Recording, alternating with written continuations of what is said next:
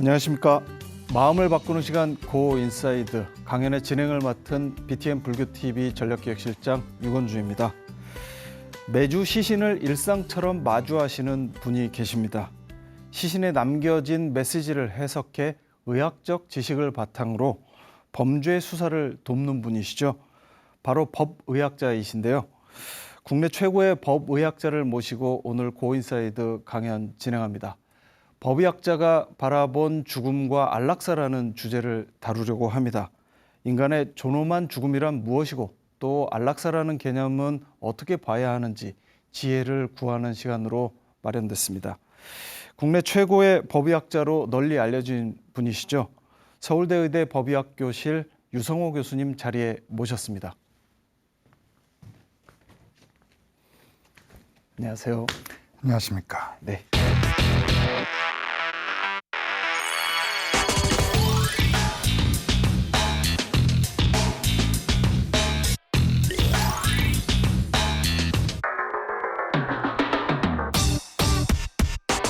저희 프로그램에 함께해 주셔서 감사합니다.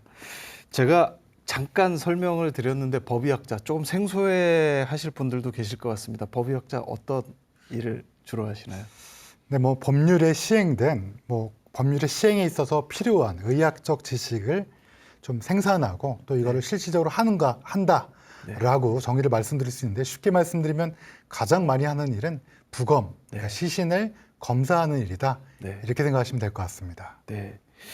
부검을 하시다 보면 삶과 죽음에 대해서 많은 생각을 하실 것 같다는 생각이 듭니다. 어떠신가요? 그렇습니다. 1년에 한 200건 가까운 죽음을 바라다 보면 사실은 삶과 죽음에 대해서 고민하지 않을 수가 없게 되는 직업 중에 하나다. 이렇게 생각이 듭니다. 그래서 죽음에 대해서도 관심이 많아지고 또 오늘 그런 연유로 또 좋은 강의를 할 수 있게 되어서 어떻게 보면 다행이라고 볼 수도 있겠네요. 네. 교수님께 법의학자가 직접 마주한 죽음과 안락사라는 주제로 오늘 강연 청해 듣도록 하겠습니다. 부탁드립니다.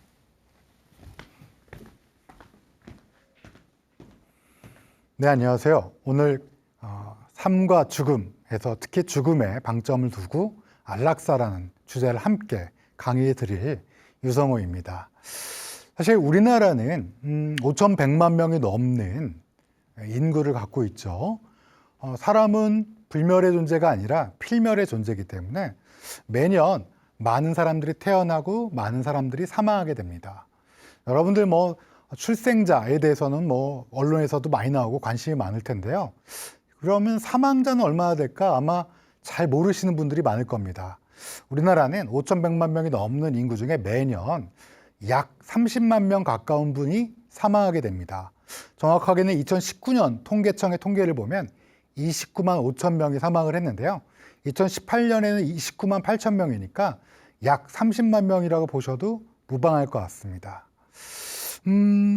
그런 사망자 통계 이외에 통계청에서 또 재미있는 거를 매년 발표를 하는데요.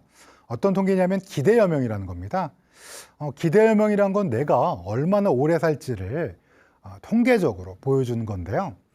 여러분 혹시 여기 보시는 시청자분들 중에서 1970년생 혹시 계십니까? 1970년생 남자분은 그때 태어나셨을 때는 기대여명이 58.7세였습니다. 여성분은 65.8세였어요. 그러니까 지금 원래 1970년생이라면 원래 60살을 못 사는 거 아닌가? 굉장히 우울한 이야기인데, 근데 지금 2017년 기준으로 50세였다? 그러면 얼마나 기대여명이 남았을까? 31.4년이 남았습니다. 남자 기준으로. 그러면 80살이 넘게 사는 건데, 아니 그러면 옛날에 1970년에 기대여명이 58.7세였던 건 잘못됐냐? 잘못된 건 아니었고요. 그때 당시에 그 시대에 1970년대에는 60살을 넘기가 어려웠어요. 우리 한국인들은. 그렇기 때문에 그때는 환갑잔치가 당연히 의미가 있었죠. 그런데 지금 어떻습니까? 80세가 넘게 산다라고, 지금 현재 50세인 분들도 31.4년이 남았는데 이게 매년 조금씩 길어집니다. 그러니까 여러분 혹시 지금 50세이신 분이 난 31년 남았나? 아닙니다. 더 길게 남았을 가능성이 매우 높습니다. 이게 이제 통계청 통계만 그런 게 아니고요. 전 세계적으로 여러 수면과 관련된 논문들이 나오는데요. 2017년도에 란셋이라고 굉장히 유명한 학술지에 전 세계 35개의 발달된 나라 선진국에서 2030년대에는 기대여명이 어떨까라는 이런 모델링을 해서 논문을 낸 게 있습니다. 그때 논문을 보면 여성이든 남성이든 2030년대에 기대여명이 가장 높게 나온 나라는 놀랍게도 우리나라였습니다. 그러니까 여성도 남성도 모두, 특히 여성 같은 경우는 거의 90세가 넘는 기대여명이라는 게 90세가 넘는데요. 이거는 통계적으로 평균적으로 여성들이 90세가 넘는다는 거예요. 그러면 뭐 사고도 있을 수 있고, 그다음에 여러 가지 뭐 뜻하지 않은 상황에서 돌아가신 분들까지 있을 텐데, 그런 분을 모두 다 포함해도 여성분은 90세가 넘고 남성도 85세가 넘는 걸로 추정이 되었습니다. 방금 제가 말씀드린 통계청에서의 기대여명과 그리고 많은 논문들에서 우리 한국인들의 기대 수명, 기대 여명은 미래 우리가 우리가 살아나가야 될 2030년대, 40년대, 50년대가 될수록 점점 길어지고 있어요. 뭘 의미할까요?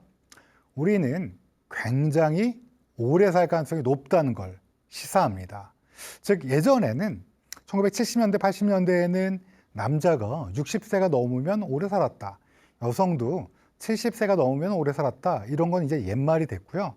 이제는 아마 80세를 넘어서 90세를 넘어도 아마 평균일 가능성이 높은 그런 시대가 다가오고 있는 거죠. 심지어 최근에는 노화는 질병이다라는 관점에서 바라보는 해외 연구가들도 있어서요. 노화가 질병이라면 이 질병을 치료하면 우리가 정말로 오래 살 수 있지 않을까, 이런 거에 도전하는 의학적 과제를 수행하는 분들도 많이 늘어났습니다.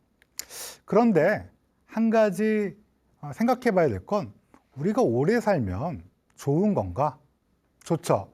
지금처럼 여러분처럼 건강한 몸으로 팔다리가 온전하고 걷는데 문제 없고 생각하는 것도 명쾌하고, 이런 상황에서 우리가 80세고 90세고 100세고 그 너머로 산다 그러면 굉장히 즐거운 일이 될 텐데요.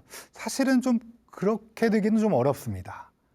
2000년대 초반에 미국 의학회지에서 우리가 죽음의 경과, 사고를 빼고, 사고사로 돌아가시는 거 빼고 병사로 돌아가셨을 때 마지막에 죽음의 경과가 어떻게 될까를 3가지 타입으로 분류를 했습니다. 첫 번째 타입은 암으로 돌아가시는 거예요. 사실 우리나라 사망 원인 1위는 암입니다. 30만 명 중에 8만 명 가까이가 매년 암으로 돌아가시니까 확률상으로는 한국 사람은 암으로 죽을 확률이 제일 높죠. 그렇듯이 암은 그러면 어떻게 돌아가시냐? 물론 최근에는 암이라는 질병에 대한 여러 가지 치료법이 나오면서 완치된 경우도 많고 그렇지만, 결국 마지막에 가서 우리가 사망할 때 암이라는 걸 결코 우리가 무시할 수 없다라는 관점에서 보고, 그러면 마지막에 어떻게 되냐?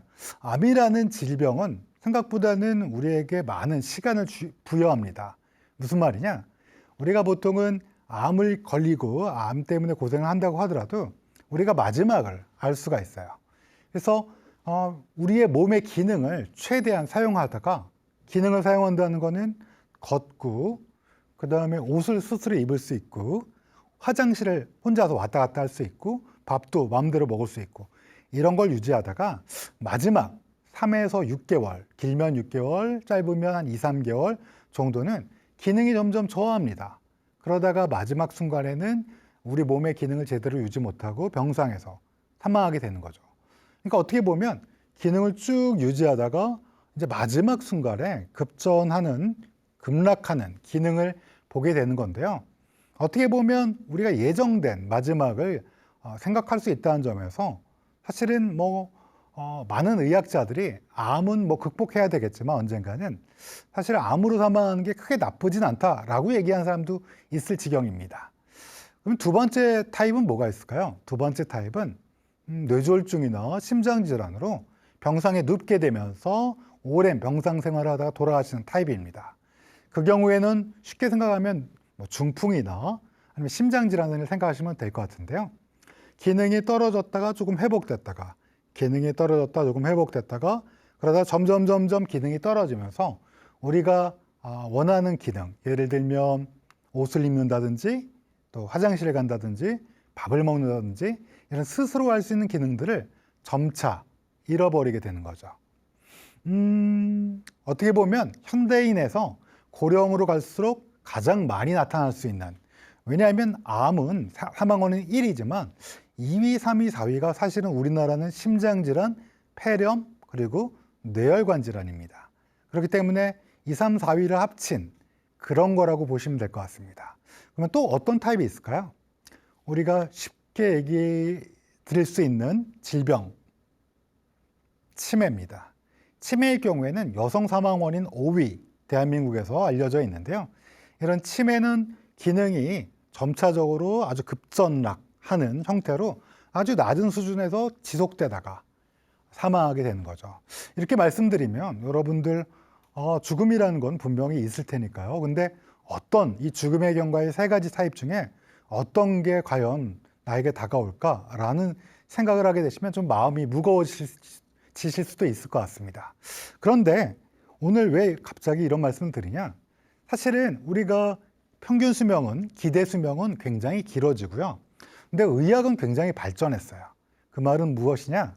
우리가 예전 같으면 얼마 안 남았구나, 본인의 삶의 마지막을 예정하고 그걸 준비하고 뭔가 이럴 시간이 있었던 시기도 있었습니다. 근데 지금은 어떻게 되냐? 마지막까지 의학의 발달함에 따라 끝까지 이 기능의 유지라든지 아니면 병을 완치하기 위해서 노력하다가 결국은 뭔가 의식을 잃게 되고 안 좋은 상황이 펼쳐지면 그 다음에 바로 사망하는 것이 아니라 연명의료라는 거를 진행하면서 상당 기간 이런 뭐라 그럴까요? 의식이 없는 상태에서 죽음을 기다리게 되는 이런 걸 학자들에 따라서는 그레이존, 회색지대라고 얘기하는데요.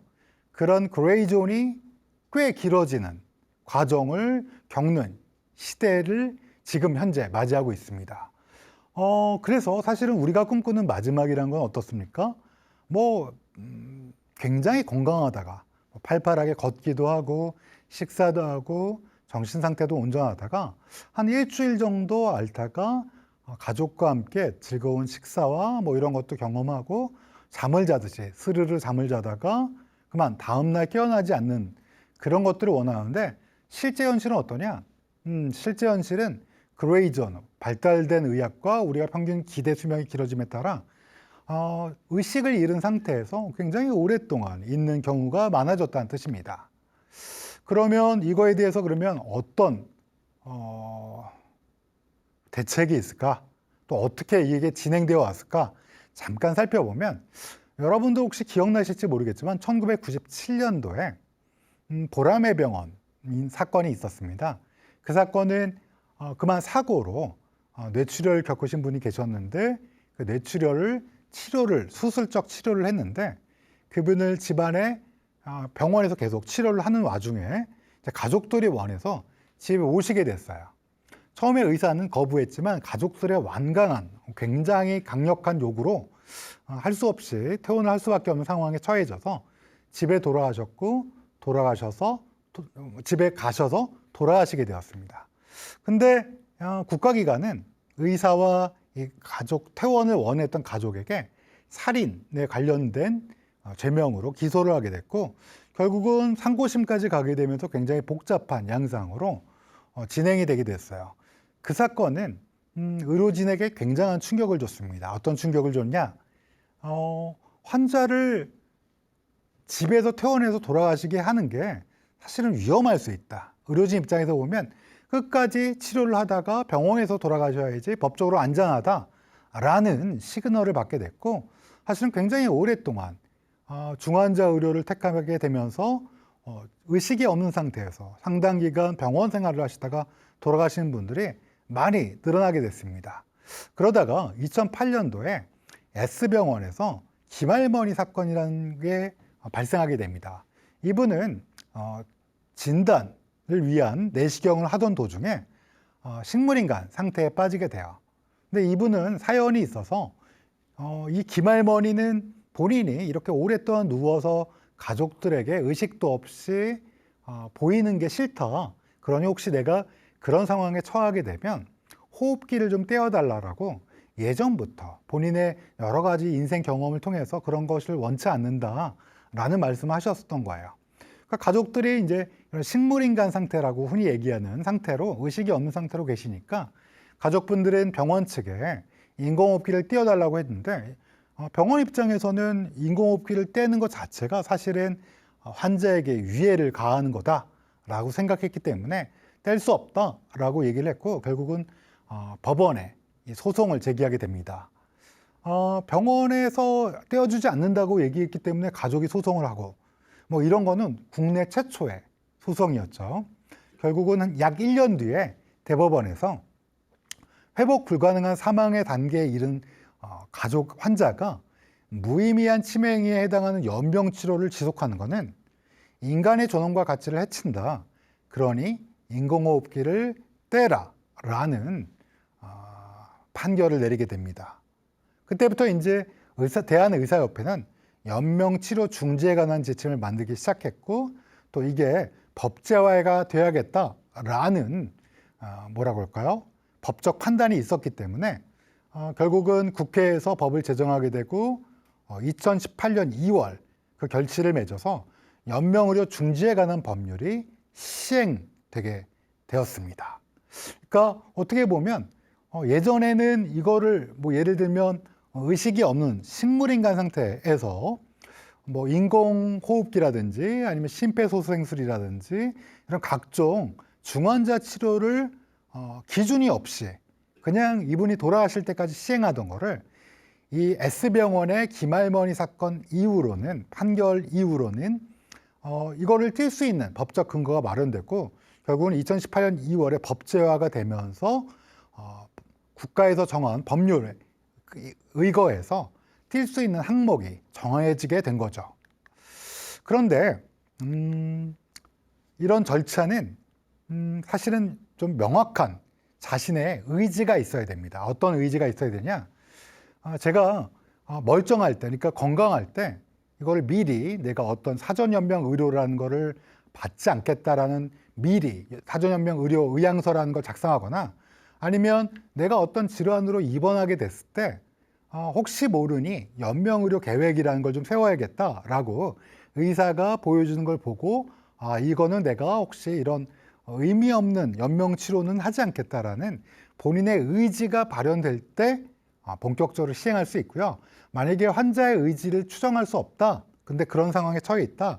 그러면 조금 복잡한 절차로 이런 것들을 시행하게 되는 거죠. 2018년 2월부터 시행했다고 그러니까 여러분들 뭐 아시는 분도 계시겠지만 소위 웰다잉법이라고 해서 많이 홍보가 됐죠. 근데 이제 외국 사례를 보면 사실은 외국 같은 경우는 퀸란이라는 케이스가 1975년도에 미국에서 발생했습니다. 이 퀸란이라는 여성이 약물과 술을 함께 복용하고 파티에서 그만 의식불명 상태가 됐고 쉽게 말씀드리면 식물인간 상태가 된 거죠. 그래서 인공호흡기에 의존하게 되었습니다. 가족들은 이게 원래 퀸란이라는 여성이 원하던 삶이 아니다. 이전에 그런 원치 않았던 이런 삶은 본인이 원하던 삶이 아니다라는 그런 본인의 의지가 있었다라는 의견을 가지고 뉴저지주 대법원에 소를 제기했고 결국 1976년 1년 뒤에 대법원에서는 환자 가족의 손을 들어줘서 인공호흡기를 떼라라는 판결을 내리게 되었습니다. 근데 1981년도에 더 황당한, 어떻게 보면 황당할 수도 있고 어떻게 보면 좀 진일보된 판결이 있었는데요. 낸시 크루잔이라는 여성이 그만 교통사고로 의식을 회복하지 못하고 콧줄에 의지해서 밥을 넣어줘야 되는 인공영양 상태에 빠지게 됩니다. 7년 동안 환자의 가족은 이 낸시 크루잔을 지극정성으로 돌봤는데요. 더 이상 회복할 수 없고 이대로 영원히 계속 지속될 수밖에 없다라는 것을 알게 되고 미국 연방대법원에 소를 제기했습니다. 어떤 소냐? 코에 넣어주는 인공영양, 즉 밥을 중지시켜달라는 소송을 제기한 거죠. 사실 이 케이스에서도 가족들은 낸시 크루잔이 아마 이런 상황이었으면 치료를 거부할 것이다 라고 얘기했다는 어떤 그런 직간접적인 진술을 근거로 소를 제기한 거죠. 그래서 미국 연방대법원은 놀라운 판결을 내리게 됩니다. 이걸 중지해라. 이 여성에게 실시하고 있는 여러 가지 상황을 중지하라라는 놀라운 판결을 내리게 돼요. 여러분은 어떻게 생각하실지 모르겠지만 어떤 분들은 이거 혹시 죽을 권리를 인정한 거 아니냐라고 생각하실 수도 있는데 그렇지는 않습니다. 이거는 치료 거부권, 즉 헌법상의 권리인 치료 거부권을 인정해서 속된 말 이렇게 간단히 말씀드리면 헌법상 보장된 권리인 자기결정권의 관점에서 이걸 중단할 수 있다라는 판결을 내리게 된 거죠.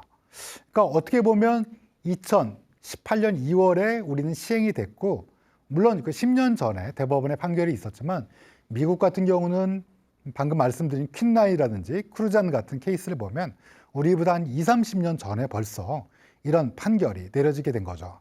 근데 미국 같은 경우는 조금 더 사회를 들끓는 여러 가지 사건이 있었습니다. 어떤 사건이냐?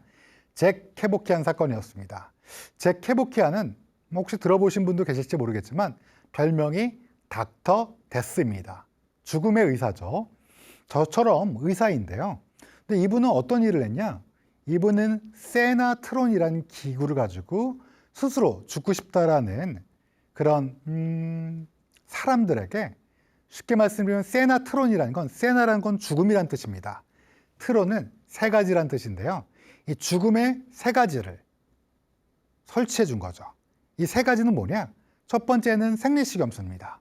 여러분 병원에 가시면 맞는 거죠. 두 번째는 수면제예요. 세 번째는 독국물입니다. 이 세 가지를 연결시켜주고 버튼은 환자 자신이 요청한 사람 자신이 누르게 되고 누르게 되면 어떻게 될까요? 처음엔 생리식염수가 나오게 되고 두 번째는 수면제가 나오게 됩니다. 그러면 요청한 사람은 잠이 들게 되고 그 잠이 든 사람에게 독국물이 순차적으로 들어가면서 사망하게 하는 거죠.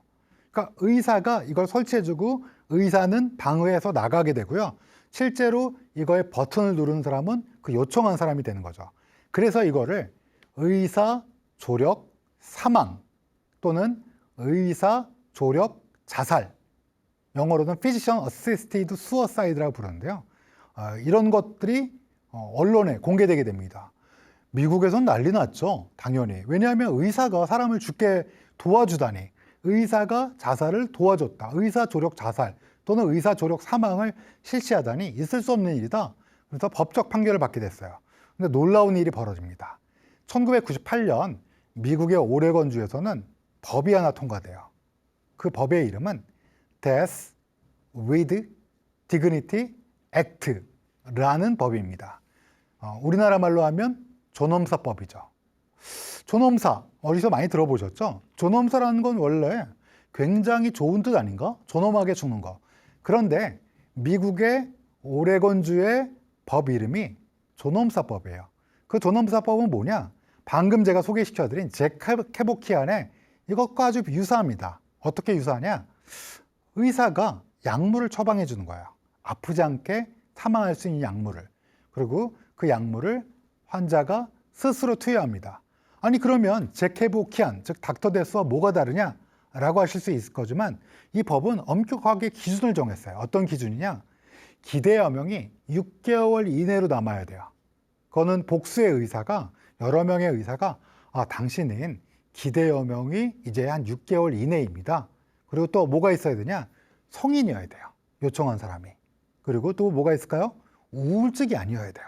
정신과 의사와 또 임상심리 상담가에게 엄격한 상담 이후에 우울증이 아니고 본인의 의지로 이런 걸 선택한다라는 명확한 의사표현이 있어야 됩니다.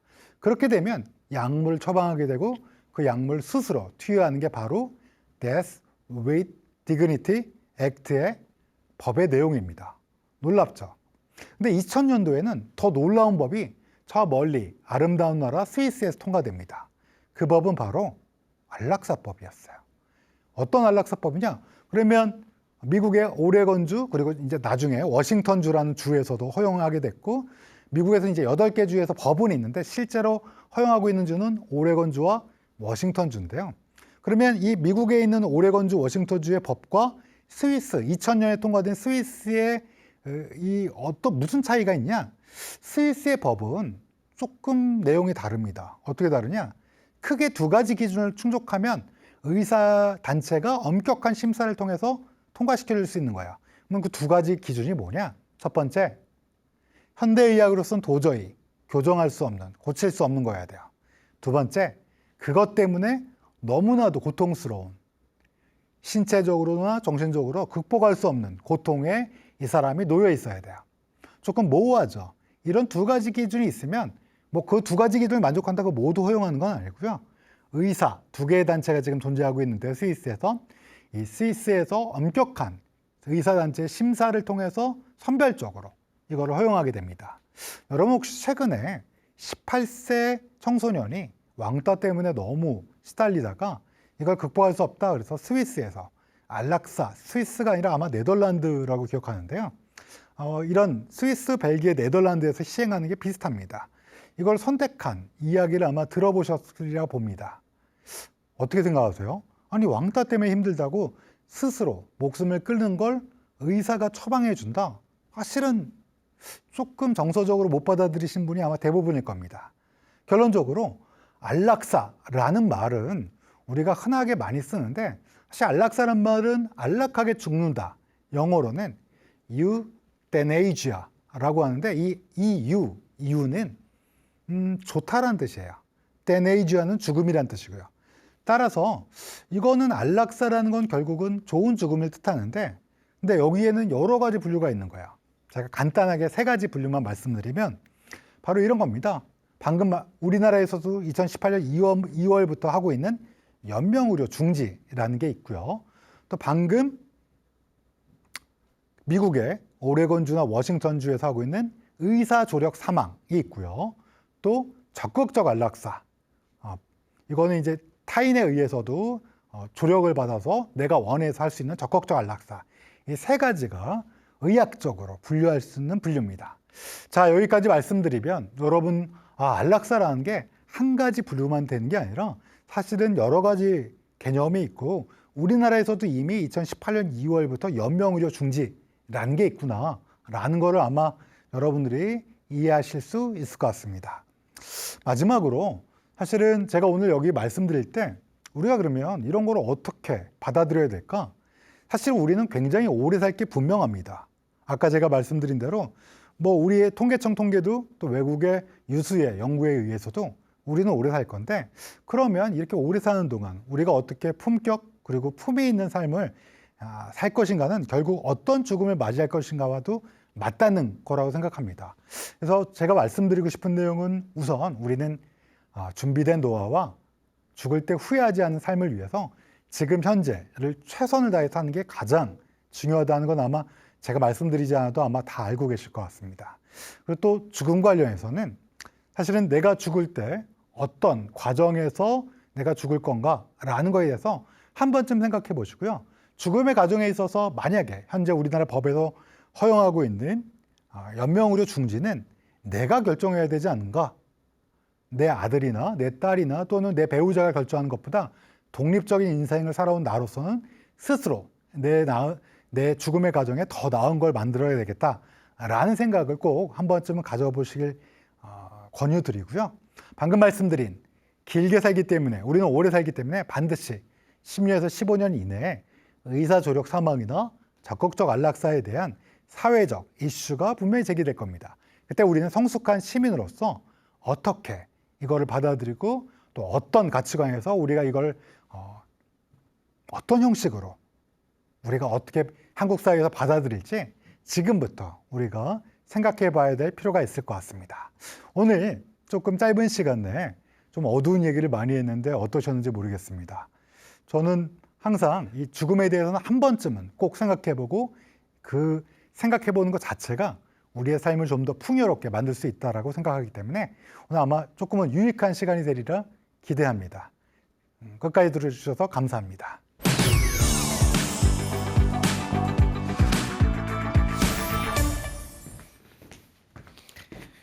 예, 교수님 강의 잘 들었습니다. 저희가 지난번까지 이제 죽음에 대해서 여러 차례 강연을 진행을 했는데, 지난번까지의 강연에서는 어떻게 죽음을 맞이할 것이냐, 죽음이 어떻게 더 삶을 생생하게 할 것이냐, 이런 좀 추상적이면서 좀 도덕적인 질문들을 많이 던졌는데, 오늘 교수님께서 해주신 강연은 너무나 생생하고 너무나 현실적인 문제를 강연을 해주셨다는 생각이 듭니다. 그래서 조금 더 어둡게 느끼실 수 있는데요. 네. 사실 한 번쯤은 꼭 생각해 봐야 될 문제라서 네. 제가 말씀드렸습니다. 그리고 이제 또 안락사라고 우리가 흔히 그냥 이야기하는 그 개념을 세 가지로 나누어 설명을 해주셨는데, 연명의료 중지, 의사조력 자살, 그다음에 적극적인 안락사. 사실 대중들은 아직 거기까지는 이 개념을 구분하고 있지는 못한 것 같습니다. 그렇습니다. 사실은 의사조력 자살 또는 의사조력 사망도 대상자를 어떻게 우리가 법적으로 또는 인정할 것인가도 사실은 많은 분들이 지금 보셨으면 스위스 또는 뭐 미국 네. 스타일 이렇게 두 개가 다른 것도 아마 첨예하게 네. 달리 생각되실 것 같고요. 네. 사실은 대부분 이 분류가 있다는 것조차도 아마 대부분 그렇죠. 생소하게 들으실 것 같은데 네. 오늘 이 기회로 한 번쯤 조금 더 공부를 해보시면 아마 본인의 입장을 더 가지실 수 있을 거라고 봅니다.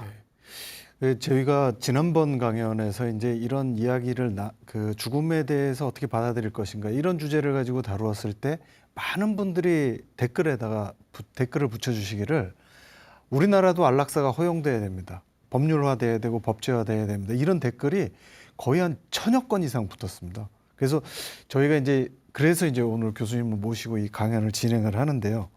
우리나라에서의 안락사 관련된 논의는 어느 정도나 진행이 되어 있습니까? 네, 안락사는 사실 의사조력 사망 이하의 연명의료 중지는 이미 시행되고 있고요. 네. 근데 아마 의사조력 사망에 대해서는 감히 그 누구도 사실은 꺼내기가 좀 어려운, 왜냐하면 한국 사회에서는 다양한 가치관이 있고 시선이 있는데 이거를 꺼내기조차 좀 어려운 면이 분명히 있는데, 아마 다들 아시겠지만 우리의 인생이 길어지고 마지막 순간에 사실은 이게 필요하다는 의견이 점점 나오긴 있지만 공식적으로는 아직까지 문제가 제기된 경우는 없는 걸로 알고 있습니다. 네. 또 한 가지는 이런 부분도 있을 것 같습니다. 우리나라에서 많은 사람들이 연명치료 중지에 대해서는 어느 정도 합의가 좀 이루어지고 있다라고 생각을 하는데, 의사 조력을 통해서 자살을 택한다 했을 때 우리가 가지고 있는 전통적인 어떤 효 사상, 이런 부분이 굉장히 상충되는 지점이 있을 것 같은데 어떻게 보십니까? 지금 연명의료 중지도 사실은 본인은 원한다 그래도 사실은 가족분들이, 네. 특히 아들, 딸분들이 서로 얘기가 다른 경우도 있고요. 네. 이건 효 사상과 겹쳐지게 되면 사실은 좀 굉장히 어려운, 네. 결정하기 어려운 면이 분명히 있고요. 네. 의사조력 사망 같은 경우도 더더군다나 네. 본인이 원한다고 해도 가족분들이 이거를 허용할지 네. 내 경우라고 생각하면 다들 가슴이 조금 한켠이 무너지는 느낌이 분명히 드실 거라서 네. 사실 이거는 굉장히 많은 논의와 뭐라 그럴까요? 토론, 여러 가지 사회적 합의가 필요한 문제는 분명한 것 같습니다. 네. 또 한 가지는 이 안락사 문제와 관련해서 우리나라 특유의 이런 자살률이 높은 이런 문제가 있지 않습니까? 만약에 이게 조력 자살이나 혹은 적극적인 안락사까지 이렇게 허용이 된다면 실제로 자살률이 높은 상태에서 이런 것들이 적용이 됐을 때 나타날 수 있는 부작용도 만만치 않을 것 같다는 생각도 듭니다. 네, 저도 그렇게 생각합니다. 동의하고요. 사실은 우리나라는 굉장히 자살률이 높은 이렇게 오랫동안 너무나 높게 한 10여 년 가까이 굉장히 높게 나타났거든요. 그래서 사실은 이 문제도 의사조력 자살, 그래서 요즘에 의사조력 사망이라고 부르자는 얘기가 나오고 있습니다. 그래서 이 조력 사망이라 부르는 이유도 방금 실장님께서 말씀하신 자살이라는 게 너무 사회적 이슈가 되기 때문에 그렇게 부르는 거고요. 저도 이 자살이란 문제를 근본적으로 조금 더 돌아본 이후에 그다음에 이거를 조심스럽게 우리가 꺼내야지, 사실은 자살이 높은 상황에서 의사조력 사망을 무턱대고 너무나 제시하게 되면 참 부작용도 분명히 있을 수 있다, 이렇게 생각이 듭니다. 그러니까 신중한 논의 과정을 좀 거쳐볼 필요가 있다, 이런 그렇습니다. 말씀인 것 같습니다. 실제로 미국의 사례와 우리나라의 사례를 이렇게 비교해 보니까 시차가 상당히 있는 것 같습니다. 아무래도 우리는 경제 발전을 해야 됐고 아무래도 이렇게 먹고 사는 문제가 급했고요. 네. 달려오느라 사실은 이런 죽음에 대한 문제를 깊게 생각하게 보기가 좀 어려웠던 네. 상황이 분명히 있었고요. 지금 현재 제가 아까도 누누이 말씀드렸지만 우리 대한민국 앞으로 굉장히 오래 사는 분들이 많이 네. 생기실 거고 아마 시장님께서도 100세 이렇게 넘어가실 텐데 그때 되면 죽음이라는 게 결국은 어떤 우리에게 인생의 마지막에 귀한 손님인데 네. 이걸 어떻게 우리가 맞이할 건가에 대한 생각을 네. 분명히 하게 될 거라고 봅니다. 네. 조금 질문을 바꾸어서 이제 교수님께 좀 궁금했던 것들 여쭤보도록 하겠습니다. 국내 법의학자가 한 40여 분 정도 된다고 그러시던데. 네, 은퇴하신 분들까지 포함하면 50명이 넘는데요. 네. 제가 왜 은퇴하신 분들까지 얘기하냐면 은퇴하신 분들도 불려 나와서 일을 하게 됩니다. 그러니까 예. 40여 명 더하기 은퇴하신 분들 그러면 50여 명 정도 됩니다. 네. 어떻게 법의학자의 길을 선택하시게 되셨습니까? 네. 제가 이제 의과대학 졸업반일 때 교수님 수업을 듣고 교수님께서 너무 걱정을 하시더라고요. 중요한 학문인데 지원하는 사람이 없다라는 얘기를 하셔갖고 그때 제가 20대 중반이었고 네. 이상이 높았고 또 이런 걸 듣고 내가 하자라는 어떻게 네. 보면 젊은 패기라고 할까요? 네. 그런 걸로 선택하게 됐습니다. 네. 아마 나이가 많았으면 안 했을 수도 있어요. 여러 가지 생각해 보면. 근데 교수님 같은 분들이 계셔서 억울한 죽음이나 이런 분들이 그 교수님의 손을 거쳐서 이유를 밝히게 되고 또 그분의 어떤 존엄함을 지켜드릴 수 있게 된다는 점에서 굉장히 사회적으로 존경을 받고 계시는 분이라고 저는 생각을 하는데. 예, 감사합니다. 저도 뭐 사실 제 직업에 굉장한 만족감이 있는 게 제가 일을 함으로써 도움이 될 수 있는 직업이라고 생각하고요. 또 방금 시장님께서 말씀하신 대로 그런 면이 분명히 있기 때문에 열심히 하려고 노력하고 있습니다. 예. 근데 보통 사람들의 경우에는 이렇게 시신을 부검을 한다 그러면 굉장히 좀 무서워하지 않습니까? 그렇습니다. 혹시 부검하실 때 무섭거나 그러시진 않으시던가요? 근데 무서워하면 사실 일을 제대로 할 수 없기 때문에요. 네. 그 단계는 아마 오래전에 지난 것 같습니다. 네. 처음에는 무서웠습니다. 시신이 무서운 게 아니라 죽음이 무서웠어요. 네. 아니 너무나 우리가 산다는 게 기적 아닌가? 이렇게도 죽고 저렇게도 죽고 그냥 공포감이 있었고요. 그 공포감은 좀 세월이 지나면 허무함으로 변해요. 네. 이게 죽고 나면 아무것도 아니구나. 근데 오히려 더 거기서 더 오래 하게 되면 네. 이게 삶이 정말 그래서 소중하구나. 지금 사는 삶이 라는 생각까지 하게 되고요. 지금은 무섭거나 그런 마음은 전혀 없습니다. 네. 냉정하게 바라보려고 하고 네. 있습니다. 지금까지 1,500여 구의 시신을 부검했다고 들었습니다. 가장 기억에 남는 일이 있다면 어떤 거 꼽으실 수 있을까요? 많은 분들은 아무래도 이제 뭐 미스테리한 사건이라든지 살인 사건 많이 생각하실 것 같은데요. 실제로는 누군가 타인을 위해서 본인을 희생한 그런 사연들에 의한 죽음. 제가 다른 그 방송에서도 잠깐 얘기해 드린 적은 있지만, 저에게 가장 인상 깊었던 사건은 이제 자신의 아이를 구하려고 어머니께서, 그러니까 꼬맹이죠. 아이를 구하려고 화마 속에서 아이를 끝까지 지키다가 아이는 멀쩡했어요. 다행히. 근데 어머님은 화재 속에서 돌아가신 분을 부검할 때 이분은 이제 부검을 할 수밖에 없었습니다. 왜냐하면 배상이란 보상이라는 걸 제대로 해드리기 위해서 법적 절차를 위해서 할 수밖에 없었는데 그때는 가슴이 한켠이 저도 아이를 키우는 부모로서 가장 인상에 남고 뭐라 그럴까요? 굉장히 그 죽음이 아직도 잊혀지지 않네요. 네. 혹시라도 뭐 치매나 이런 여러 가지 질병을 통해서 어떤 품위를 잃고 싶지 않다 이런 분들 많은데 존엄한 죽음을 막기 위해서 필요한 것 조금 전에도 말씀해 주셨지만 어떤 것이 있을까요? 네, 그 더 나은 죽음의 과정을 위해서 사실은 지금 연명의료 중지에 관한 법률을 잠깐 말씀드렸는데요. 그런 죽음의 과정을 어떻게 하면 조금 더 품위 있게 보낼 수 있을까라는 것도 한번 살펴보시는 게 좋을 것 같고요. 제가 생각에 더 좋은 거는 죽음 이후에 본인은 어떻게 포지셔닝 할지, 즉 이거는 나를 어떻게 받아들일지. 혹시 영화 코코라는 만화 영화를 보셨는지 모르겠는데 네. 나를 기억해 주는 사람이 있다면 그것이 바로 영원한 삶이다 라는 주제인데요. 나를 어떻게 받아들일지 결국은 평소의 선행과 자신의 어떤 품성이라고 할까? 그게 결국은 품위 있는 죽음의 가장 중요한 덕목이 아닐까 생각이 됩니다. 네. 오늘 강연을 통해서 우리의 삶과 죽음에 대해서 다시 한번 깊이 생각해 볼 수 있는 뜻깊은 시간이었던 것 같습니다. 오늘 강연 소감 한마디 여쭙겠습니다. 이렇게 초청해 주셔서요. 감사드립니다. 좋은 경험이었습니다. 네. 다시 한번 감사의 말씀 올립니다. 오늘 교수님 강연을 통해서 시청자분들께서 안락사에 대한 개념, 그다음에 우리가 그것을 어떻게 바라봐야 되는지 이런 지혜를 구할 수 있는 그런 시간이 됐으면 좋겠습니다. 오늘 감사드립니다. 감사합니다. 네.